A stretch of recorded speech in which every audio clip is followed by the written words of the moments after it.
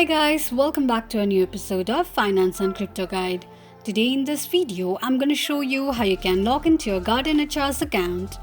Keep watching the video till the end. To log into your Garden HR's account, firstly go ahead and launch open your Google search. On the search box at the top, type in garden-hr.com and make a search. The official page of Garden HR's account will appear on the screen. Click on three lines at the top right corner of the page and then tap on Login.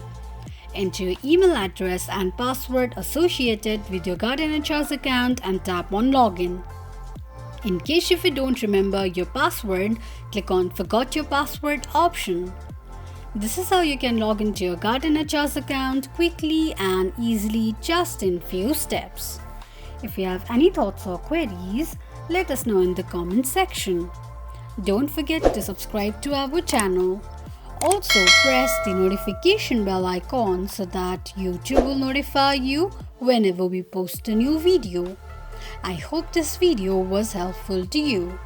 Thank you so much for watching.